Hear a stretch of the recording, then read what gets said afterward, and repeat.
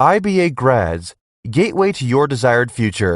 अस्सलाम वालेकुम, this is Adnan Qamar Siddiqui from IBA grades. आज की मेरी ये वीडियो तमाम ए लेवल्स के स्टूडेंट्स के लिए जो इस साल MBBS और BDS के लिए अप्लाई करेंगे यूनिवर्सिटीज़ में एडमिशन्स के लिए।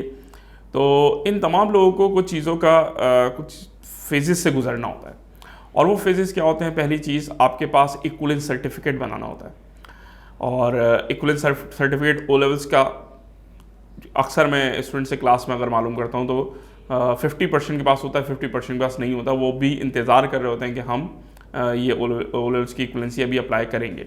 तो पहली चीज़ तो ये है कि आप लोग सब जो हैं वो ओ लेवल्स की इक्विवेलेंसी अप्लाई करें और जल्द अज जल्द ये ओ लेवल्स का सर्टिफिकेट अपने पास रखें। दूसरी चीज़ आती है ए लेवल्स की इक्विवेलेंसी।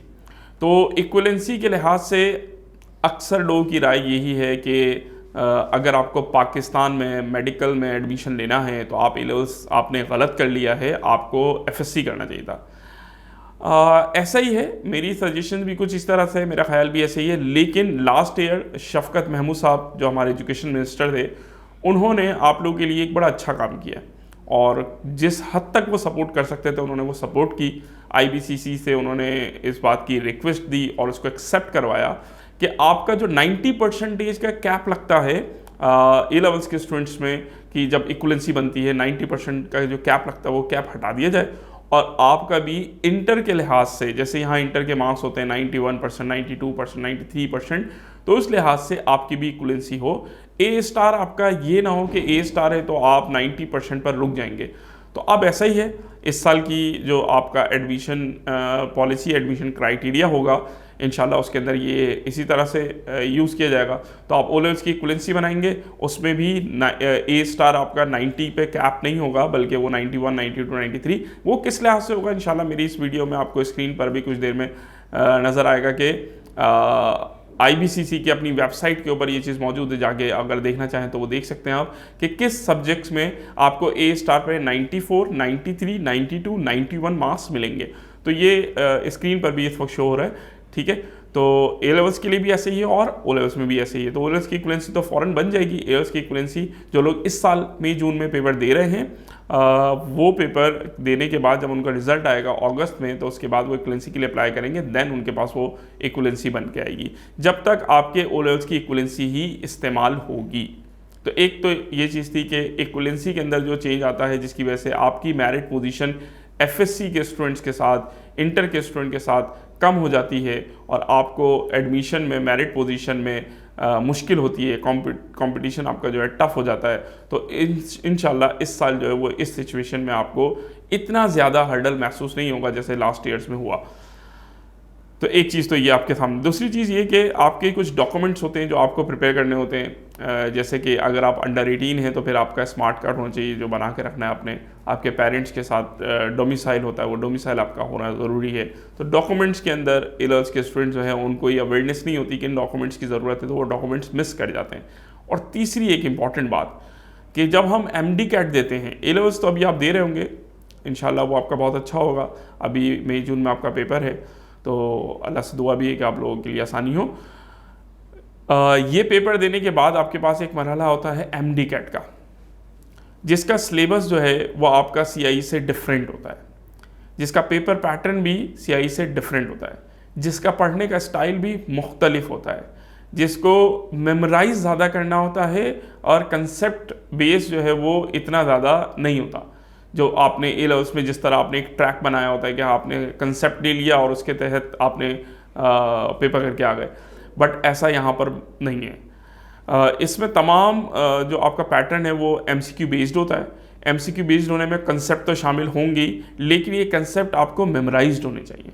मतलब ऐसा नहीं होगा कि कोई हेल्प आपको मिल जाए और उस हेल्प से आपने उस MCQ का आंसर कर दिया। लेट्स सपोज एक छोटी सी एग्जांपल मैं आपको देता हूँ। जैसे आपके पास ए लेवल्स में बुकलेट वगैरह होती है या कैलकुलेटर वगैरह होता है जो कि आपको हेल्प करता है, यहाँ ऐसा कुछ नहीं होता। केमिस्ट्री के अंदर आपको पीरियोडिक टेबल चाहिए होता है चीज़ों की प्रॉपर्टीज़ बताने के लिए, यहाँ पर आपको पीरियोडिक टेबल गिवन नहीं होगा, पीरियोडिक टेबल आपको याद करके जाना होगा। तो इस तरह की जो चीज़ें हैं वो आपको MCAT के जब आप कोर्स करते हैं तो उसके अंदर टीचर गाइडलाइंस देता है कि इसको आप आसान कैसे करना है, करना तो है लेकिन आसान कैसे करना है। For example numerical and physics के विदाउट कैलकुलेटर करना है, कैसे करेंगे? अगर आप उसको नहीं करेंगे, छोड़ देंगे, तो फिर आपके मार्क्स नहीं आएंगे। तो लाजमी है कि करना तो है आपने। अब उसको कैसे करना है वो आपको भी टीचर गाइडलाइंस देते हैं। तो MCAT की जो प्रिपरेशन है वो एक आपने बहुत सोच समझ के करनी है। सेल्फ प्रिपरेशन बिल्कुल बहुत ज़रूरी है। सेल्फ प्रिपरेशन अगर नहीं हुई तो फिर तो टीचर जाके पेपर तो कभी नहीं देगा। लेकिन गाइडलाइंस जो कि ऑन ट्रैक होती है, जिसमें आपको सही तौर पे ये बताया जाए कि क्या चीज़ पढ़ के जानी है, किन चीज़ों की तैयारी करनी है, तो वो बहुत ज़रूरी है। इसमें एक्सपर्ट्स की ज़रूरत आपको लाजमी पड़ती है कि आपको ये मालूम होना चाहिए कि इस वक्त तो जैसे क्राइटेरिया बहुत शेक हुआ है कि इसमें जो है वो क्लियरिटी नहीं है कि आप जो है वो फेडरल बोर्ड पढ़ें, पंजाब बोर्ड पढ़ें या सिंध बोर्ड की बुक पढ़ें। इवन आप टेक्स्ट बुक भी एक बुक लेके नहीं चल सकते।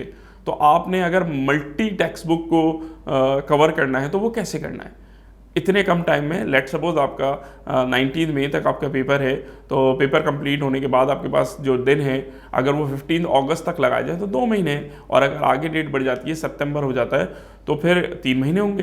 तो 2, 3 या 4 महीने में आप इतनी सारी टेक्स्ट बुक को गो थ्रू कैसे करेंगे, किस तरह अपने कॉन्सेप्ट बिल्ड करेंगे, और फिर जिस तरह मैंने कहा कि इनको मेमोराइज करना ज़रूरी होता है, इनकी प्रैक्टिस बहुत ज़्यादा करनी होती है। तो ये तमाम चीज़ें कैसे होंगी?